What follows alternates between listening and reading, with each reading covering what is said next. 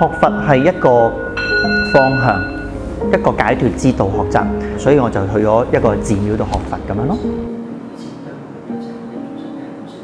你嘅人間，你而家身處緊嘅世界，每一刻面對嘅人與事，先係你真正嘅修行場。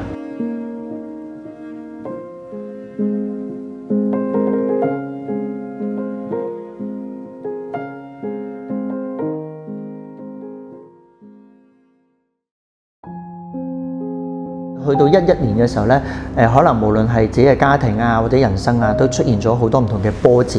即係嗰個冧落嚟呢，佢唔係冧少少，佢一冧咩都冧晒。爸爸過身啦，其他嘅屋企人啦，病嘅病啦，即係呢度有 cancer， 嗰度有 cancer 咁樣啦。跟住自己工作又出問題啦，自己身體又出問題啦，要做手術啦。因為金融業競爭好大，咁我做手術嗰段時間呢，就我嘅下屬就被刮角啦。我記得我嗰陣時喺香港旗下有50幾個人啦，4個鐘頭入邊走剩10個，係啊，因為人哋1倍嘅人工刮角。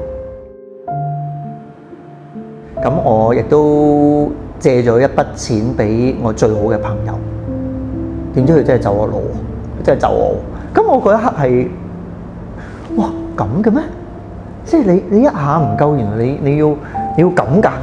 原來世界係咁嘅，即係當你好努力10年，原來係可以冇晒啲嘢。咁跟住我就唔得，我要放假。即係當我仲喺度好好奇，跟住點咧？我睇到人呢一樣嘢係好苦啊！我哋經歷嘅嘢解決唔到啊！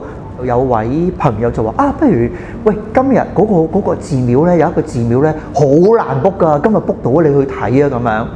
咁跟住我話好啊，參觀下，好似個觀音好靚嘅喎，咁即係我係好 layman 嘅，好師奶咁樣。咁啊後尾又碰到嗰個寺廟嘅負責人。咁我唔認識佢，佢又唔識我啦。咁但係佢突然之間講咗句好得意嘅説話，好有姻緣嚟到喎，係時候翻嚟啦。多啲翻嚟啦！佢嗰一句好哼醒咗我，咁我就好啊，咁我就翻嚟啦。我哋好多時咧痛苦係點嚟嘅咧？痛苦就係我哋經歷咗好多生老病死、愛別離，即係人同人要分開，怨憎會，我好憎你，你好憎我。求不得，我有好多嘢想要，但係我要唔到，或者我嘅五陰熾盛，我嘅情緒好高好低，唔知因咩情緒出咗嚟。呢啲就係喺佛教當中嘅人生8種嘅苦況。呢啲係點嚟？呢啲嘢都係喺我哋嘅困惑嗰度嚟嘅。困惑嘅意思咧，即係我哋嘅一啲人嘅習性，貪嗔痴慢疑，因為有你有我有貪啊嘛，就會產生咗好多嘅業。我哋做過一啲唔好嘅嘢，呢個業就會叫做惡業，呢啲惡業最後尾會令到我哋有痛苦。